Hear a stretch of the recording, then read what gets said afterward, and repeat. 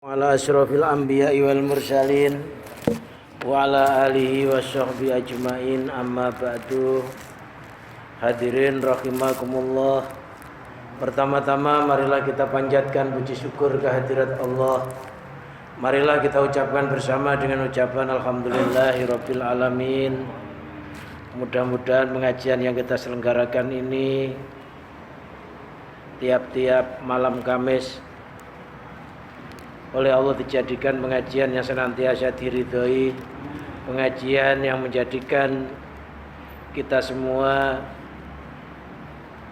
diangkat derajatnya oleh Allah Subhanahu wa taala, baik derajat di dunia maupun derajat di akhirat. Dan yang terpenting, mudah-mudahan kita senantiasa dikelompokkan oleh Allah termasuk kelompoknya ahli syukur. Pertama-tama, kedua kalinya salawat serta salam semoga tetap terlimpahkan kepada junjungan Nabi kita Muhammad sallallahu alaihi wasallam. Melalui menghidupkan ilmu, harapan kita bersama mudah-mudahan kita bisa mendapatkan syafaat dari Rasulullah sallallahu alaihi wasallam baik di dunia maupun di akhirat. Dan mudah-mudahan kita semua dijadikan orang-orang yang berpegang teguh terhadap agama Allah, yaitu orang-orang ahli istiqomah. Bi barakatil Fatihah. A'udzubillahi minasyaitonir rajim. Bismillahirrahmanirrahim. Alhamdulillahirabbil alamin arrahmanir rahim maliki yaumiddin. Iyyaka na'budu wa iyyaka nasta'in ihdinas siratal mustaqim. Siratal ladzina an'amta 'alaihim ghairil maghdubi 'alaihim waladdallin. Amin. Ila hadratin Nabil Mustafa Muhammadin sallallahu alaihi wasallam wa ala alihi wa ashabihi wa tabi'i wa man tabi'ahum bi ihsanin ila yaumiddin. Syaulillahi lahumul Fatihah. A'udzu billahi minasy syaithanir rajim. Bismillahirrahmanirrahim. Alhamdulillahi rabbil alamin arrahmanir rahim maliki yaumiddin. Iyyaka na'budu wa iyyaka nasta'in ihdinas siratal mustaqim. Siratal ladzina an'amta 'alaihim ghairil maghdubi 'alaihim waladdallin. Amin. Summa ila jami masyaikhina wa masyaikhi masyayikhina sanila jami'a satadina aladina alamuna ilman nafi fi sigorina wa kibarina rahmatullah alaihim wa qaddasallahu sirahum wa nafa'ana Allah bihim wa bi ulumihim wa amatana bi barakatihim fid daraini. Syaulillahi lahumul Fatihah. A'udzu billahi minasy syaithanir rajim. Bismillahirrahmanirrahim. Alhamdulillahi rabbil alamin arrahmanir rahim maliki yaumiddin. Iyyaka na'budu wa iyyaka nasta'in ihdinas siratal mustaqim. Siratal ladzina an'amta 'alaihim ghairil maghdubi 'alaihim waladdallin. Amin. Wa summa ila musannifatul kitab Ibnu Athaillah Sukandari wa man syaraha Imam Syarqawi wa nafa'ana Allah bihima wa bi ulumihima wa amatana bi barakatihima fid darain. Syaulillahi lahumul Fatihah. A'udzu billahi minasy syaithanir rajim. Bismillahirrahmanirrahim. Alhamdulillahi rabbil alamin arrahmanir rahim maliki yaumiddin. Iyyaka na'budu wa iyyaka nasta'in ihdinas siratal mustaqim. Siratal ladzina an'amta 'alaihim ghairil maghdubi 'alaihim waladdallin. Sanila musannifatul kitab Ibnu Athaillah Sukandari man syaraha Imam Syarqawi wa jami'i masyayikhima wa asatadhima wa walidayhima wa jami'al silsilatihima wa iyalihima qarabatihima wa jami'al ladzina yaqra'una kitabahuma min awali tasnifihima ila masya'ahumullah rahmatullahi alaihim wa qaddasallahu sirahum wa nafa'ana Allah bihim wa bi ulumihim wa amatana bi barakatihim fid daraini. Syaulillahi lahumul Fatihah. A'udzu billahi minasy syaithanir rajim. Bismillahirrahmanirrahim. Alhamdulillahi rabbil alamin arrahmanir rahim maliki yaumiddin.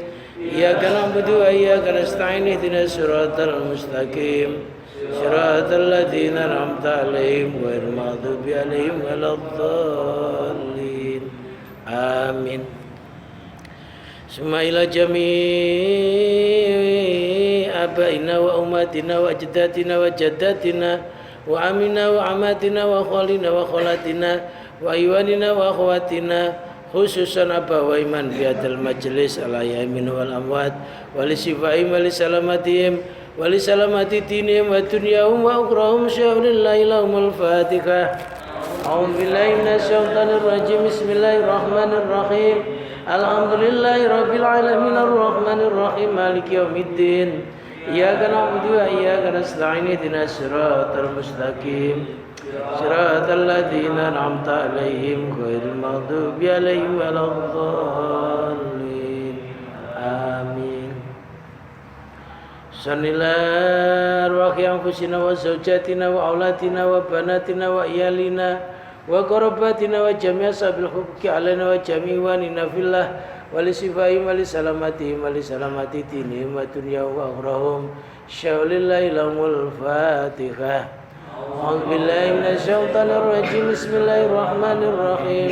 الحمد لله رب العالمين الرحمن الرحيم مالك يوم الدين إياك نعبد وإياك نستعين اهدنا الصراط المستقيم صراط الذين أنعمت عليهم غير المغضوب عليهم ولا الضالين أستغفر الله العظيم أستغفر الله العظيم أستغفر الله العظيم لوالدي ولمشايخنا ولأصحاب الحقوق علينا ولجميع المسلمين والمسلمات والمؤمنين والمؤمنات الأحياء منهم والأموات وأتوب إليه. لا إله إلا الله وحده لا شريك له له الملك وله الحمد يحيي ويميت وهو على كل شيء قدير. لا إله إلا الله وحده لا شريك له له الملك وله الحمد يحيي ويميت وهو على كل شيء قدير. لا إله إلا الله وحده لا شريك له له الملك وله الحمد يحيي ويميت وهو على كل شيء قدير. اللهم صل على سيدنا محمد وعلى آله وصحبه وبارك وسلم أجمعين. اللهم صل على سيدنا محمد وعلى آله وصحبه وبارك وسلم أجمعين. اللهم صل على سيدنا محمد وعلى آله وصحبه وبارك وسلم أجمعين.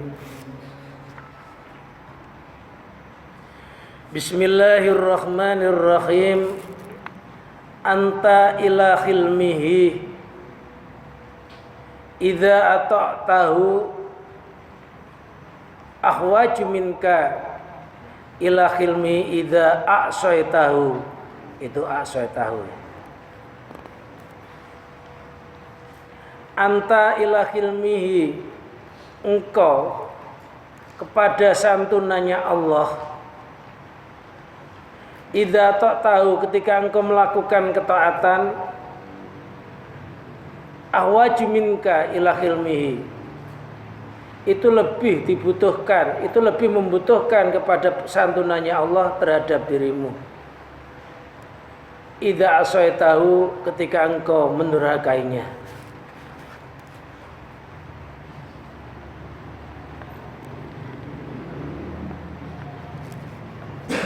Anta ila khilmihi idza ta'tahu ahwaju minka ila khilmihi idza asaitahu. Engkau lebih butuh ketika melakukan ketaatan terhadap santunannya Allah terhadap dirimu daripada engkau ketika melakukan kemaksiatan. Wa dzalika anal muti'a qad ya'rudu inda ta'ati akhwalun karu yati nafsihi wal ijabi wal kibri wasdira'il ghairi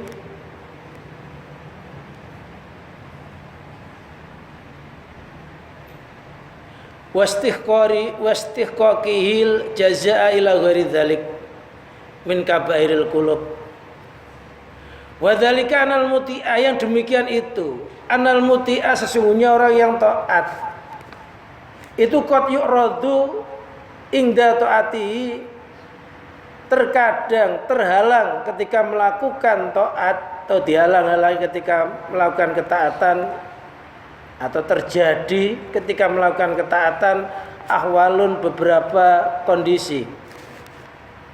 Karuyati nafsi, seperti melihat dirinya. Jadi ketika kita itu melakukan suatu ketaatan, kita ini lebih butuh disantuni oleh Allah, lebih butuh dibelas kasihani oleh Allah daripada kita melakukan kemaksiatan. Maknanya bagaimana? Maknanya kita itu lebih butuh pertolongannya Allah ketika kita melakukan ketaatan daripada ketika kita melakukan kemaksiatan. Kenapa demikian? Karena orang yang taat itu terkadang terjadi beberapa kondisi atau peristiwa. Karuyati nafsi, seperti melihat dirinya. Orang itu kalau taat biasanya senantiasa melihat bahwa keluarnya amal bisa taat itu keluar dari dirinya sendiri. Lupa bahwa dia bisa beramal ini sebenarnya dihadiahi oleh Allah. Lupa kalau amal yang kita lakukan itu sebenarnya adalah pertolongannya Allah. Lupa kalau kita beramal itu sebenarnya amal kita ini ada yang menciptakan. Kitanya itu diciptakan oleh Allah. Kira-kira kalau kita bisa beramal, kita yang menciptakan apa Allah yang menciptakan? Jelas ketika kita beramal sebenarnya Allah yang menciptakan amal kita, karena kitanya itu diciptakan oleh Allah.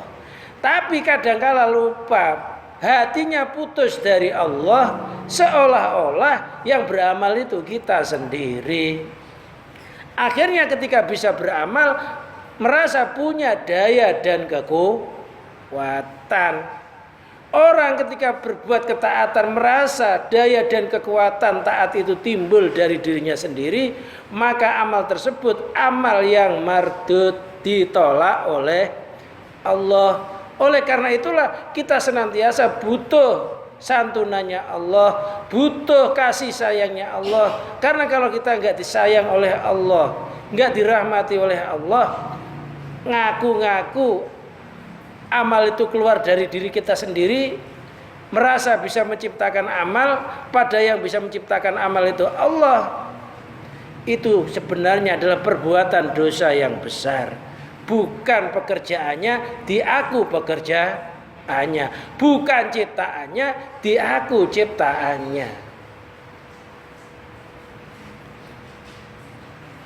Jadi orang itu kalau taat biasanya hatinya itu enggak selamat mandang terhadap dirinya. Maksudnya enggak selamat memandang kalau amal itu bisa terjadi karena dirinya sendiri, karena akalnya.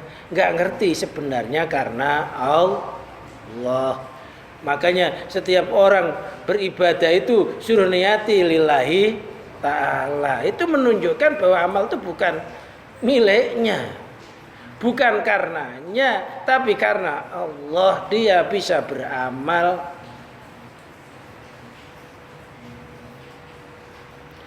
Wal ijabi, kekaguman, timbul ngagumi, kekaguman terhadap amal itu. Merasa kalau dirinya itu sudah ampuh.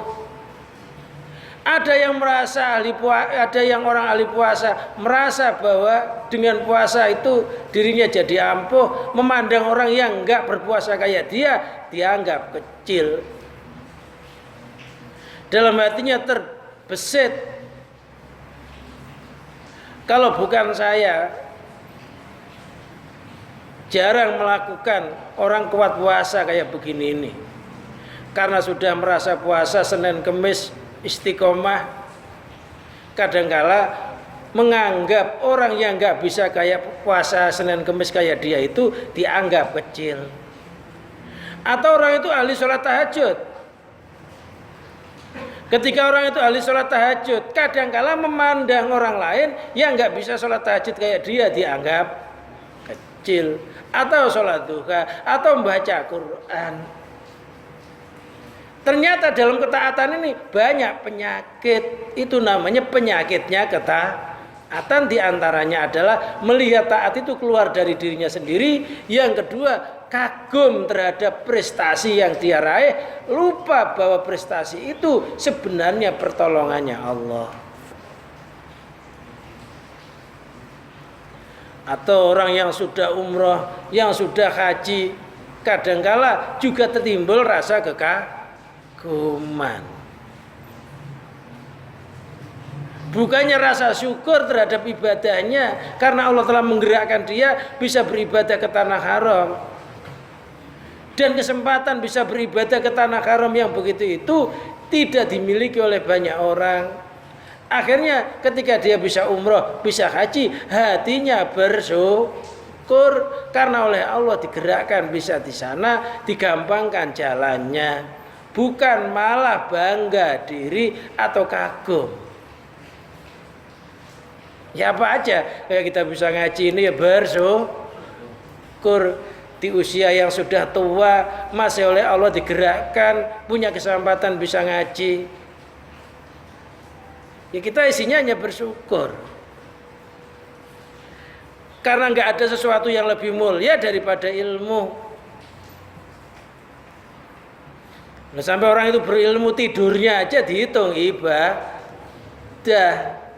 Sampai ada hadis naumu shaim afdalu min ibadatil jahil. Naumul alim, tidurnya orang yang berilmu itu lebih bagus daripada ibadahnya orang yang bodoh. Kalau orang yang bodoh tidur saja.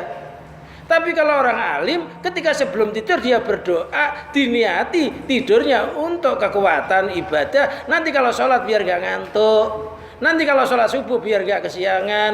Nanti kalau sholat tahajud biar gampang. Kalau orang bodoh kan enggak ya? Tidur aja. Kesiangan nggak merasa berdosa. Loh, beda kan? Loh, makanya dikatakan naumul alim khairun afdalu min ibadatil jahil. Karena orang yang alim itu tidurnya diniati ibadah. Loh, makanya diterangkan ada orang bodoh ahli ibadah. Getol ibadahnya. Siang zikir, malam zikir, sholat di masjid gak henti. Iblis ngutus anak buahnya, penasaran, coba kayak apa kehebatannya orang ibadah yang di masjid siang malam gak turun-turun itu. Coba kamu ganggu supaya dia berhenti nyembah Allah, supaya dia berhenti zikirnya, berhenti ibadahnya. Akhirnya anak buahnya iblis berangkat. Ketika masuk masjid, sudah di depan pintunya, dia kabur lari. Anak buahnya iblis itu. Ketika datang kepada iblis ditanyai, kenapa kamu lari terberit-berit? Apakah karena ampuhnya ibadahnya orang yang di dalam masjid itu? Apakah karena besarnya auranya orang yang ibadah di dalam masjid itu? Apa kata anak buahnya iblis itu? Saya lari terberit-berit karena di dekatnya orang yang ahli ibadah itu ada orang alim yang tidur. Jadi larinya anak buahnya iblis itu bukan karena orang yang ahli ibadah itu, ternyata di dekatnya itu ada orang alim. Orang yang bodoh niatnya kadang-kala sudah salah. Orang alim itu niatnya sudah karena Allah tidurnya. Tidurnya sudah dihitung ibadah. Karena sudah diniati. Tidurnya karena Allah. Orang bodoh masuk masjid masuk saja. Duduk gak diniati iktikaf. Ternyata orang alim lebih ditakuti daripada orang yang bodoh ahli ibadah. Oleh karena itulah kita jangan bosan-bosan, jangan jenuh-jenuh untuk mencari ilmu walaupun usia sudah lanjut. Harapannya ya mudah-mudahan di masa tuanya mati dalam kondisi mencari ilmu, mati dikumpulkan kelompoknya orang-orang yang nyari ilmu. Itulah yang dimaksud sabda Rasulullah, thalabul ilmi faridatun ala kulli muslimin wal muslimatin minal mahdi ilal lahdi. Nyari ilmu itu wajib atas orang Islam laki-laki dan perempuan mulai dari buayan sampai liang lahat. Jadi nggak ada istilah berhenti nyari ilmu. Walaupun dipanggil ustadz, ustadznya sudah pangkat 3. Apa aja acara diundang untuk pangkat 3. Tahlil oke, datang. Acara maulidan datang. Rawian datang. Udah S3 ustadznya. Tapi kalau dia berhenti nyari ilmu, merasa cukup dengan ilmunya, itu termasuk orang-orang yang celaka. Karena nggak ada orang bisa menghabiskan ilmu Allah. Jangan merasa cukup. Saya itu tiap hari yang baca buku ya siapa aja karena merasa kurang. Ini jalan-jalan ada orang jual buku kok kira-kira bermanfaat, saya beli bukunya, saya baca. Merasa kurang, merasa masih bodoh, merasa masih banyak kekurangan. Harapannya ya mudah-mudahan walaupun mendapat 1 kalimah ilmu, 2 kalimah ilmu, mudah-mudahan itu ilmu yang bermanfaat. Apa ilmu yang bermanfaat? Ilmu yang bermanfaat itu orang yang menjadikan cintanya kepada Allah, cinta kepada akhirat luntur dari cinta duniawi. Itu namanya ilmu manfaat. Ilmu yang melunturkan cinta terhadap duniawi menjadikan besarnya cintanya kepada Allah atau kepada akhirat.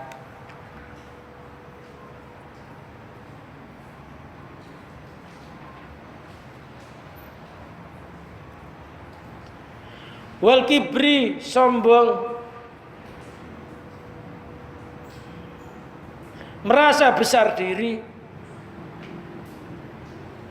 karena sudah dipanggil ustadz, sudah dipanggil al-mukarram, kesana kemari kalau jalan udah digiring sama asistennya, orang-orang udah cium tangannya, akhirnya timbul sifat sombong.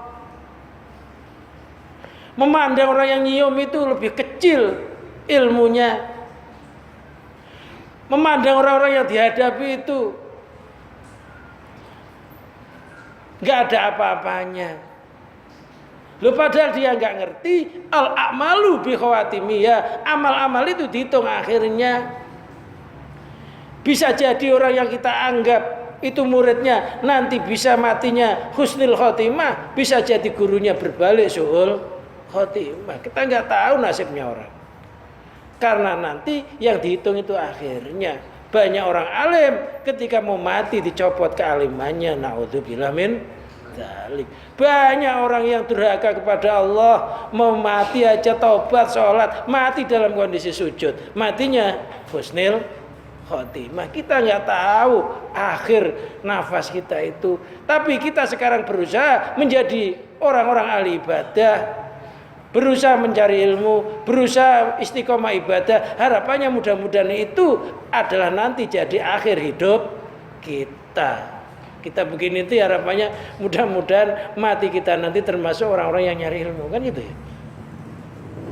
Tapi nggak boleh sombong, mestinya jadi orang yang matinya husnul khotimah. Sifat sombong itu walaupun sebesar biji sawi di dalam hati kita itu nggak bisa menyelamatkan kita. Tetap oleh Allah sifat sombong sebesar biji sawi itu orang itu harus masuk neraka terlebih dahulu. Nah kita ngaji itu menghilangkan kesombongan biar ngerti,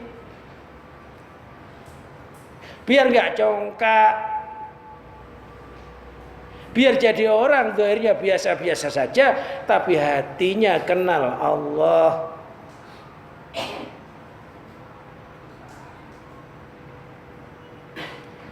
Wazira'il ghairi,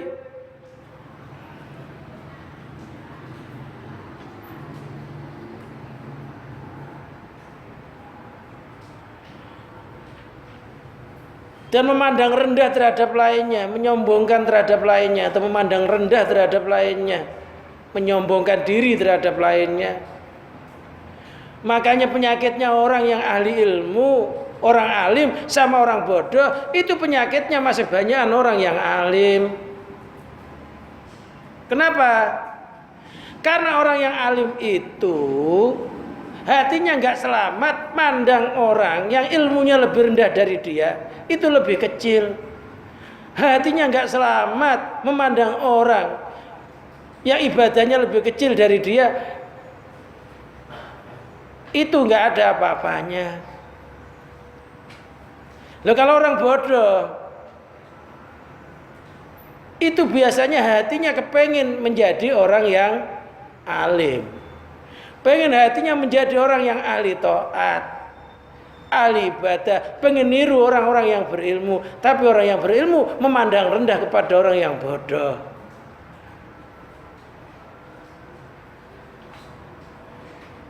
Iktikad atau keyakinan yang begitu itu melunturkan nilai ibadah kepada Allah. Orang alim semakin kita tenar, semakin disanjung, bahayanya semakin besar.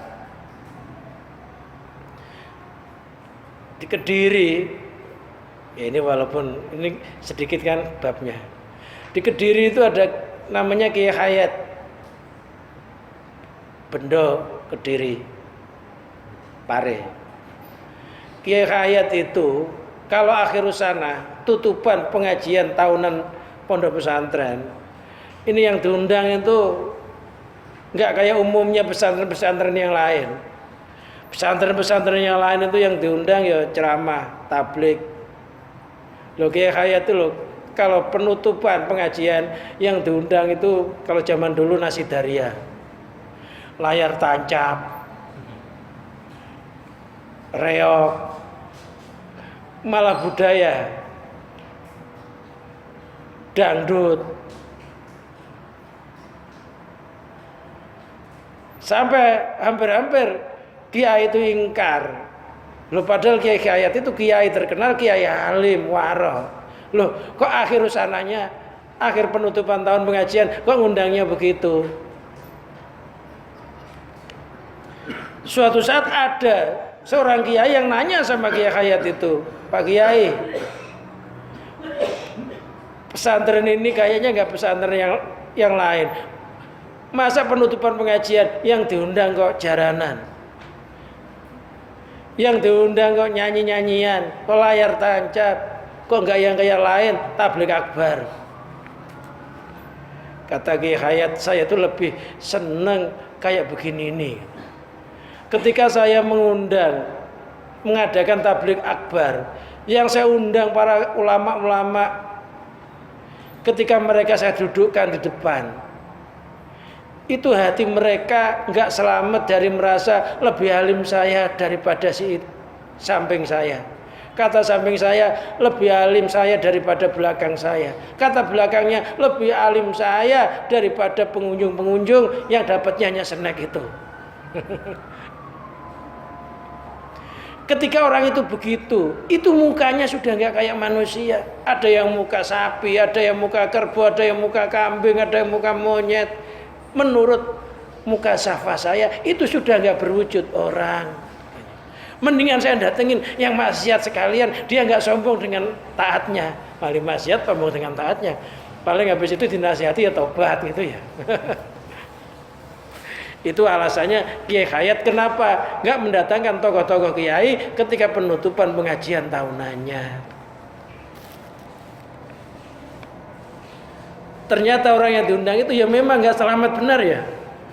Kita jadi panitia aja, datang pengunjung kadang-kadang marah-marah, ya rapi. Seolah-olah udah bener aja kita. Padahal hanya panitia itu hanya paling jadi panitia 2 jam. Udah cowongkak karena sudah ada labelnya panitia. Iya dah. Ya ibadah itu yang susah. Ya kita hanya bisa minta pertolongan kepada Allah. Mudah-mudahan penyakit ya begitu itu loh oleh Allah dikikis sebelum kita meninggal dunia.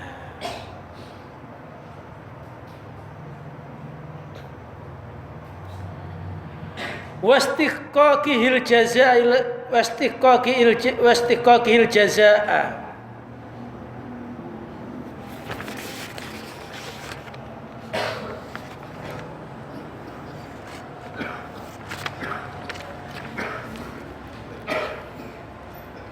Dan merasa berhak mendapat balasan. Orang itu kalau taat biasanya hatinya kalau enggak meminta balasan dunia pasti meminta balasan akhirat. Kalau sudah sholat begini, udah ngaji begini, biasanya bayangannya surga di pelupuk mata. Padahal kita nggak ngerti apakah ibadah kita ini diterima oleh Allah apa enggak. Dan kita nanti masih dimintai pertanggungjawab di hadapan Allah. Olehnya kita ibadah itu ikhlas apa enggak. Karena balasan itu diberikan kepada orang-orang yang jujur di dalam pengabdian. Sedangkan kita ini banyak yang enggak jujur. Ada yang ngaji begini nih karena sungkan, ya ada kok. Ada enggak? Ada, enggak karena Allah, karena sungkan, takut diomong orang kalau enggak ikut ngaji. Loh, padahal nyari ilmu itu memang wajib. Faridotun itu maknanya sangat difardukan. Bukan karena orang enggak enak sama si anu loh. Yes, pokoknya niatilah nyari ridhonya Allah. Jangan karena siapa-siapa. Loh, yang ibadah yang kayak begitu itu nanti kan masih dihisab. Bener enggak kamu olehnya ibadah itu karena Allah apa karena orang? Apa karena teman? Apa karena rumahnya dekat musola enggak enak? Kalau karena dekat musola, nanti kalau jauh dari masjid, dari musola, jangan-jangan kamu enggak ngaji. Makanya orang nyari ilmu itu atau orang ibadah harus diniati mencari ridho Allah. Ya Allah, walaupun saya itu ngaji ngantuk, mudah-mudahan saya dirahmati, pengajian saya ini dihitung ibadah. Begitu ya. Orang itu kalau sudah ibadah, biasanya hatinya mesti saya nanti ahli surga. Ada kalanya minta balasan dunia, ada kalanya minta balasan akhirat. Ada orang sholat duha itu loh. Bisdu Allahumma inna tukha'uka wal baba'uka. Allahumma in kana rizqi fis sama'i fa'anzilhu. Apabila rezeki saya di langit turunkanlah. Wa in kana fil ardi fa'akhrizu. Apabila di bumi keluarkanlah. Habis sholat duha masih jadi orang nganggur aja. Katanya rezekinya kalau di langit turun-turun ini di bumi keluarkan, tapi kok masih pengangguran. Akhirnya nyesel, kenapa saya sholat duha, mau saya tetap aja begini aja. Ada orang sholat duha pengen narik rezeki, giliran rezekinya nggak datang, nyesel. Jadi ada orang sholat karena ketimpa hutang.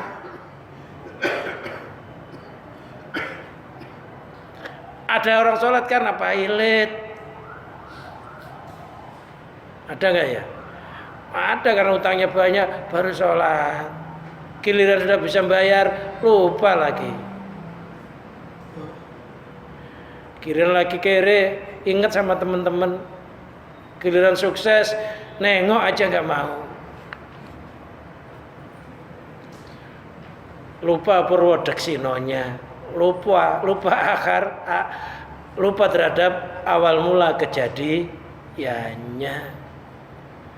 Jadi orang jangan lupa diri. Sukses kayak apa? Jangan lupa kita punya teman-teman dulu yang lagi sengsara.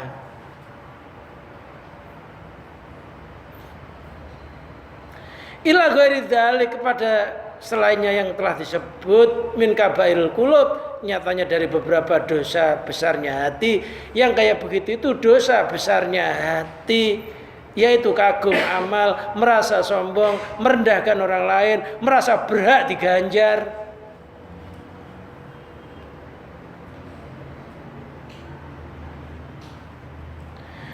Fayukhafu antan qaliba ta'atuhu maksiatan.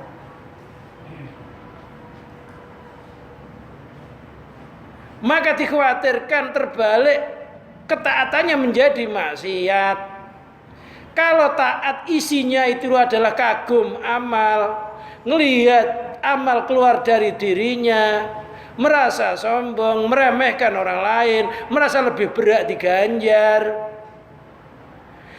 Taat yang begitu itu walaupun dohirnya kelihatannya ahli taat, tapi sebenarnya itu durhaka kepada Allah. Itu maksiat, namanya ma'asil qulub, maksiatnya hati. Itu sama dosanya kayak orang, itu sama dengan kayak orang mencuri, berzina, secara zahir dosa-dosa besar itu.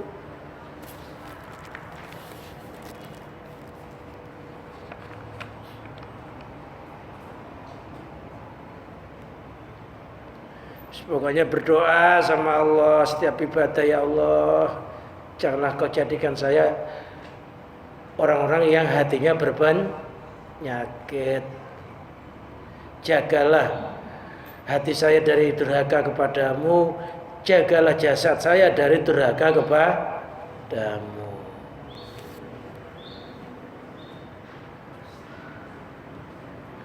Ternyata banyak ya dosa kita ya, banyak.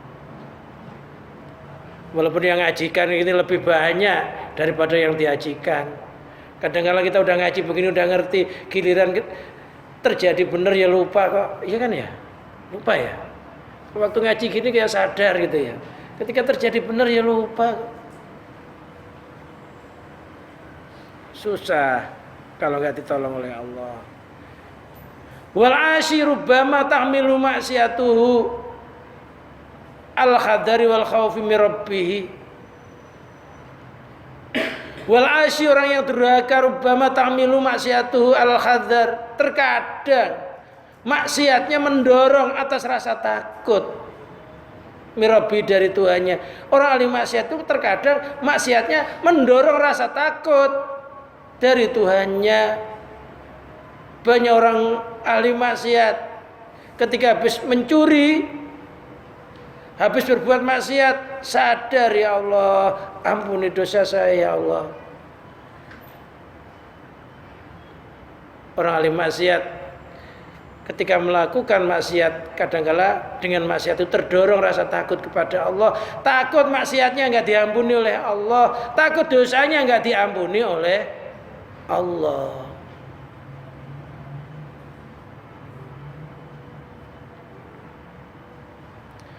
Wa tujibul istiqanatu wal khudu'u wasidatul iftiqari ilaih, dan mengharuskan baginya rendah diri, khudu' artinya rendah diri, sangat butuh kepada Allah, sidatul iftiqar. Dengan maksiat itu akhirnya merasa dirinya itu hina. Nggak ada orang habis maksiat sombong, ini loh gue preman Pasar Indo. Asal orang itu masih ada iman, kalau maksiat pasti merasa dirinya hina, nggak akan membanggakan maksiatnya, malah maksiatnya ditutup-tutupi supaya orang nggak tahu. Kan itu ya. Kita melakukan maksiat, ketemu saudara kita, maksiat kita ditutup-tutupi nggak? Kita tutupi supaya orang itu nggak tahu kalau kita ahli maksiat. Kalau kita habis taat, biasanya hatinya nggak selamat memamerkan taatnya. Tapi kalau maksiat, biasanya orang itu nutupi kemaksiatannya, merasa kalau disampaikan nanti saya jadi orang hina, merasa jadi orang terhina. Loh, kalau orang taat biasanya hatinya nggak selamat, menjadi orang ampuh, menjadi orang mulia. Hatinya merasa rendah diri. Lantas sangat butuh kepada ampunannya Allah. Sampai nangis-nangis, ya Allah, kalau Engkau nggak mengampuniku, apa yang saya bawa nanti di akhirat? Sampai ada syairnya Abu Nawas, ilahilas tulil firdausi ahla wala akwa ala naril jahimi. Ilahi Tuhanku lastu ahlanil firdaus. Ya Allah, saya ini bukan ahli surga. Wala aku ala naril jahimi, tapi saya enggak kuat ya Allah kalau Kau masukkan ke dalam neraka. Bukan ahli surga ya Allah, rendah diri kan? Tapi kalau Kau masukkan ke neraka saya enggak kuat ya Allah. Saya itu bukan ahli surga, tapi kalau dimasukkan neraka enggak kuat. Fa'abli taubatan. Faghfir dzunubi. Kalau begitu ya Allah, terimalah taubat saya, ampunilah dosa saya. Fa innaka ghafirudz dzambil adzimi, karena Engkau zat yang Maha mengampuni dosa yang besar. Dzunubi mislu a'dadir rimali. Dzunubi mislu a'dadir rimali. Dosa saya sebanyak bilangan pasir.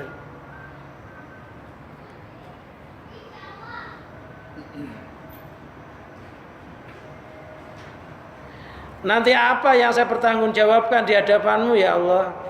Loh, itu syair merasa kalau dirinya berdosa, syair rasa rendah diri, itu ilah-ilah itu.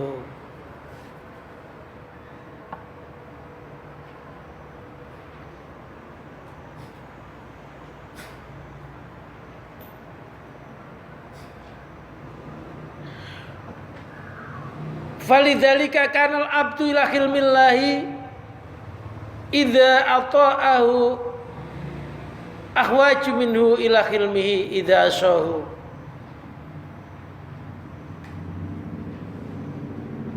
Karena itulah seorang hamba kepada santunannya Allah ketika melakukan ketaatan itu lebih butuh daripada santunan Allah ketika dia melakukan kemaksiatan. Itu akhwaju itu pakainya kha, bukan kha ya. Kha itu bukan kha. Terus disukun.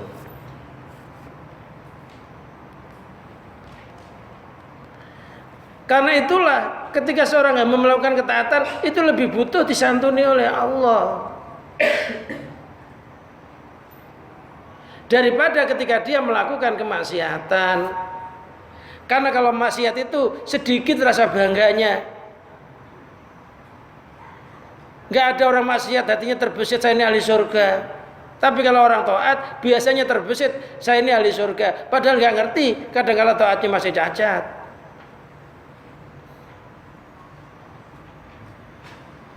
Jadi ketika kita ini melakukan ketaatan, sangat butuh disantuni oleh Allah, sangat butuh supaya Allah itu mengobati penyakit-penyakit hati yang ada dalam diri kita ini.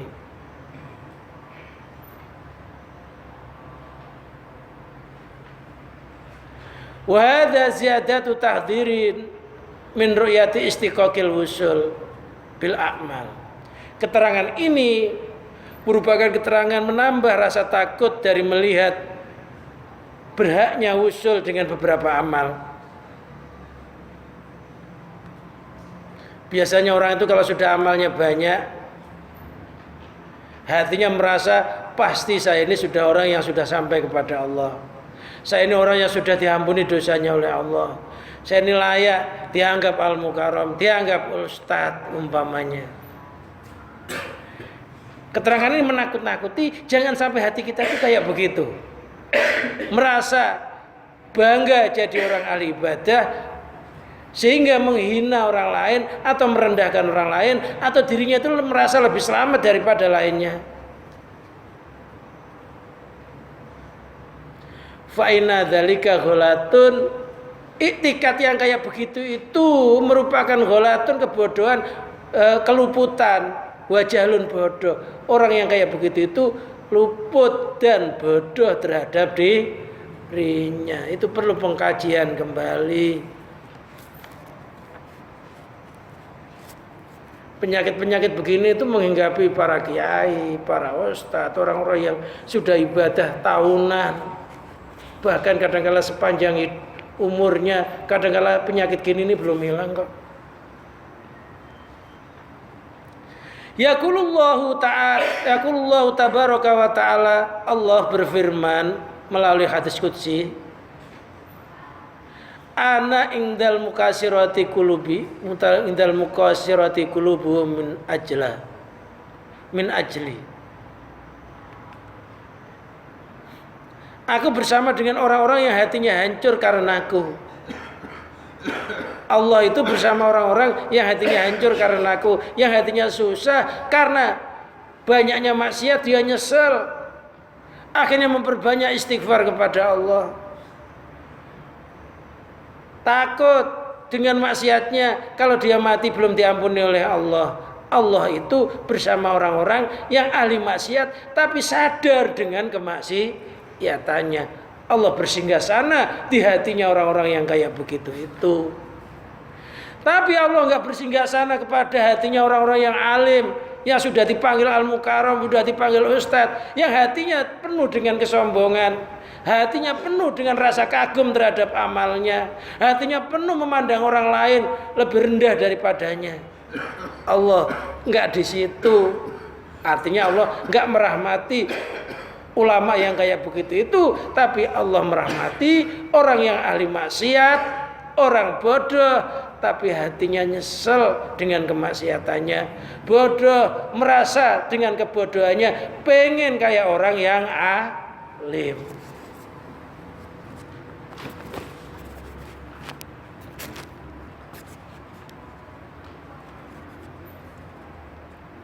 Ana indal mukasirati qulubu min ajli.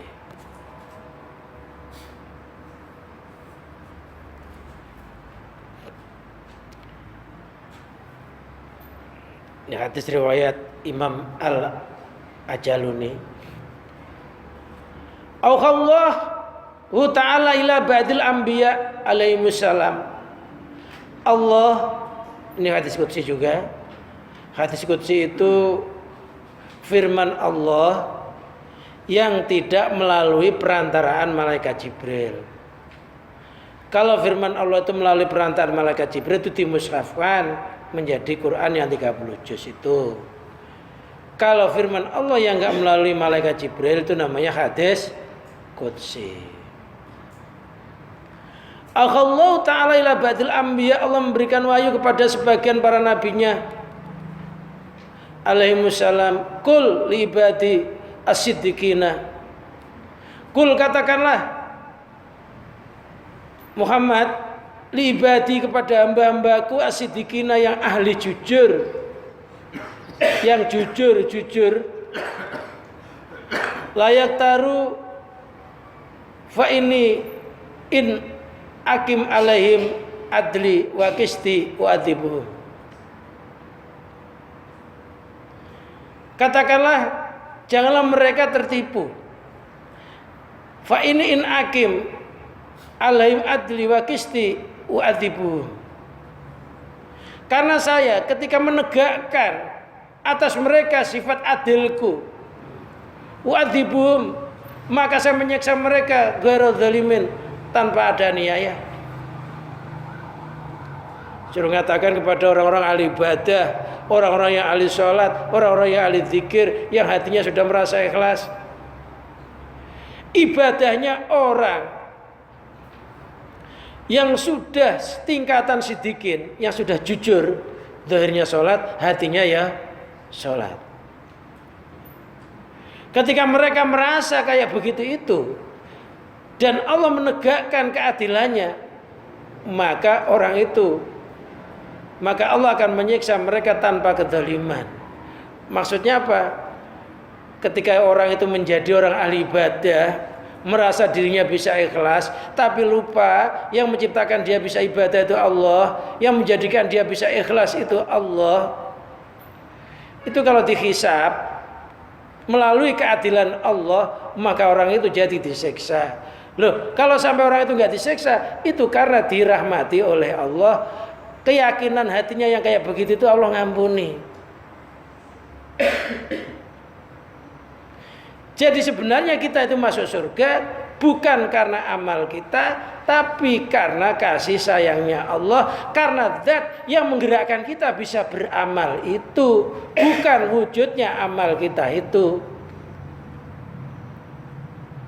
Paham gak ini maksudnya? Jadi kita itu bisa masuk surga itu karena zat yang menjadikan kita bisa beribadah, bukan karena ibadah kita. Karena selamanya kita nggak pernah ibadah tanpa pertolongan Allah.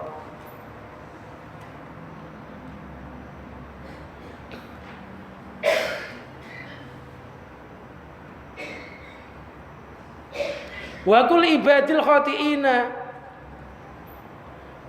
katakanlah kepada hamba-hambaku yang luput-luput, la ya'asu, janganlah putus asa, min rahmati, dari rahmatku. Fa innahu la yakbaru alayya dzambun aghfiru, karena tiada dosa atasku yang tidak saya ampuni. Seluruh dosa itu oleh Allah diampuni, asal sadar, asal mau tobat. Dosa sebesar apapun, kalau kita tobat sebelum mati, itu catatan dosanya itu sudah dihapus oleh Allah. Jadi namanya taubatan nasuha. Jadi nanti di akhirat ketika mau dihisab, catatan amalnya itu sudah nggak ada. Tapi kalau belum diampuni oleh Allah, dosanya itu ada catatannya. Jadi orang yang melakukan suatu dosa, lantas dia tobat, tobatnya diterima oleh Allah, catatan dosanya nanti udah nggak ada. Itu yang dimaksud orang mati husnul khotimah, catatan dosanya sudah dihapus. Yang ahli taat, taatnya sudah diterima oleh Allah. Tapi kalau kita mati belum sempat tobat, catatannya enggak terhapus. Jadi catatan amal kejelekan kita ini bisa dihapus melalui bertaubat sebelum mati. Tubuh qabla an tamutu, bertobatlah sebelum kamu sekalian mati. Wa qala asy-Syaikh Abu Yazid radhiyallahu an, Syekh Abu Yazid berkata, taubatul maksiat wahidatun, taubat atas kemaksiatan itu hanya satu kali. Wa taubatut taubati alfu taubatin, taubatnya orang ahli taat itu malah 1000 taubatan. Orang ahli maksiat taubat menyesal, benar-benar nangis, merasa enggak akan ulang lagi, itu sudah diampuni. Tapi kalau orang taat itu 1000 kali taubatan malah. Kadang-kadang kita sudah bertobat kepada Allah, merasa dirinya mampu bertobat, masih dosa juga. Bertobat, merasa bisa bertobat yang ahli taat. Taat itu lebih besar bahayanya. Langkah selangkah, jalan sejalan, enggak selamat dari penyakit-penyakit ketaatan tadi, kayak sombong, kayak yang macam-macam itu loh. Kadang-kadang anak buahnya, muridnya, ketemu ustadznya ini dimintai rokok, kalau nggak dikasih kualat nanti. Ada nggak ustadz mintaan rokok? Iya ada, karena muridnya takut masuk neraka, takut durhaka sama guru. Ya walaupun duitnya pas-pasan, dibeliin rokok aja. Padahal ya hatinya nggak enak sebenarnya. Wah ada, karena merasa jadi ustadz, muridnya dimintai rokok. Lo kalau sekali 2 kali nggak apa-apa. Lo kalau tiap pagi hari keliling ya repot. Nyiapinnya sajennya, nggak dikasih itu nggak enak, dikasih itu uang pas-pasan. Akhirnya ngasihnya sungguh terpaksa. Ada ya? Ya maka ada. Karena udah merasa jadi ustadz, kalau ngomong mesti muridnya nurut. Kalau nggak nurut muridnya takut kualat gitu ya. Ya nggak enak lah namanya ustadznya datang masa nggak dikasih rokok. Itu murid pelit gitu ya. Biar kesannya nggak pelit, ya nyari utangan juga muridnya akhirnya. Yang di warungnya belum bayar sebenarnya. Ini gara-gara ngasih sajian ustadznya. Namanya ustadznya senengnya rokok, kalau nggak disiapin ya nggak enak ya. Wah, yang gitu itu.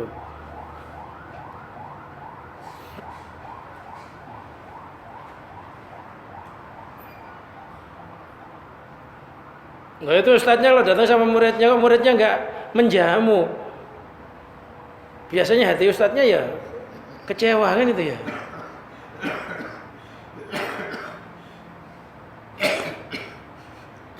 Kata ustadznya itu murid durhaka. Nanti ilmumu nggak manfaat loh yang kamu ambil dari saya.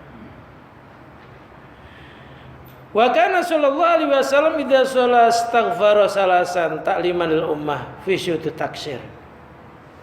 Nabi sallallahu alaihi wasallam ketika sholat dia beristighfar 3 kali, astagfirullahaladzim alladzi la ilaha illa wal hayyul qayyum wa atubu ilaih. Tambah la ilaha illallah wahdahu la syarika lah sampai Allahumma anta salam sampai tasbih, tahmid, takbir itu Rasulullah.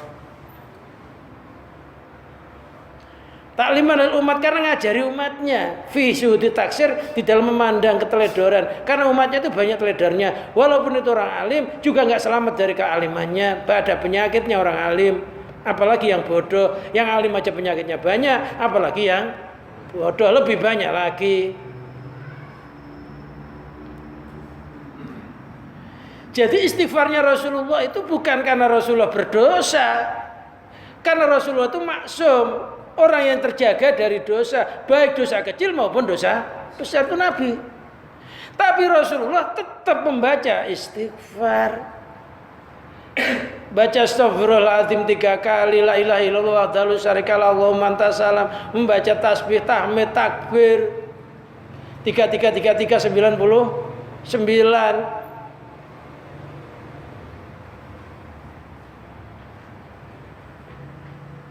Itu ngajari umatnya, kan umatnya itu banyak yang teledor.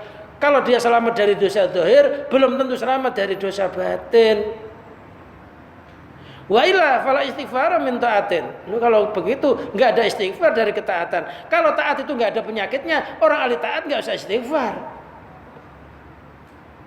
Ternyata orang ahli taat juga masih istighfar. Bahkan Rasulullah yang terjaga dari dosa pun ngajari umatnya istighfar.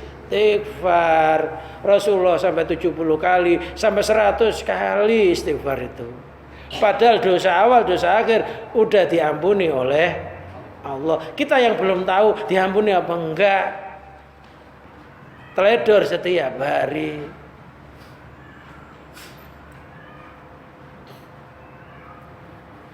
Wala dzambin ala muhtar sallallahu alaihi wasallam.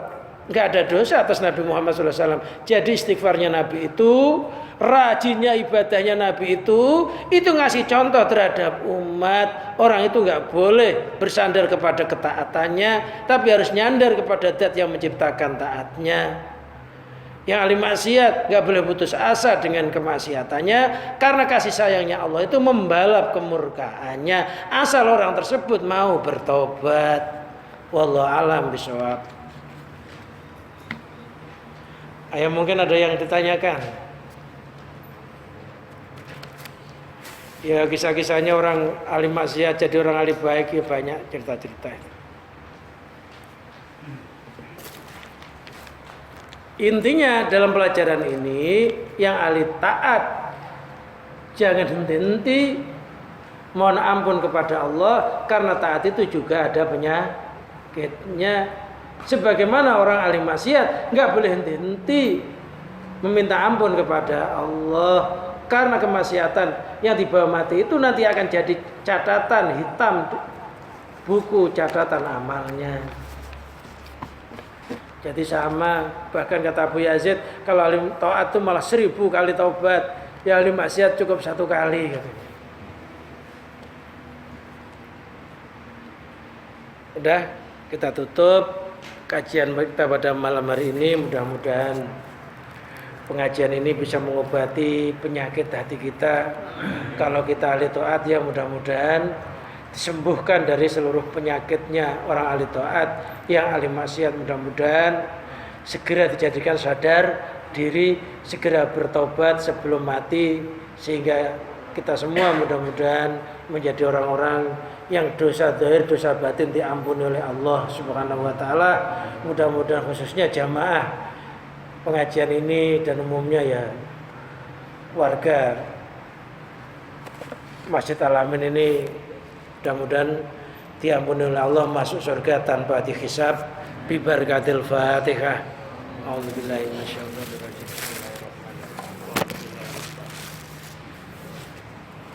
Allahumma salli wa sallim wa barik ala sayyidina Muhammad sayyidil awwalina wal akhirin an sadatina sabi sayyidina rasulullah juma'in hamdan yuwafini wa yukafi mazidah ya rabbana lakal hamd kama yanbaghi li jalalika wajhika wa adimi sultanik rabbana ighfir lana wa li ikhwanina alladhina sabaquna bil iman wa la taj'al fi qulubina ghillan ladzina amanu rabbana innaka ra'ufur rahim rabbana la tu'akhidna in nasina aw akhtana Rabbana wala tahmil alaina isran kama hamalta alal ladzina min qablina Rabbana wala tuhamilna ma la taqata lana bih wa'fu anna waghfir lana warhamna anta maulana fansurna alal qaumil kafirin Allahumma ij'al hayatana hayatan istiqamah waj'al mautana bi husnil khatimah Allahumma ij'al hayatana hayatan mubarakah waj'al tulamurna bi ta'atik Allahumma ja'alna wa zawjatina wa auladana wa banatina wa iyalana wa talamidana wa qarabatina wa jami'a ashabil haqqi alaina fi zumratil anbiya'i wal mursalin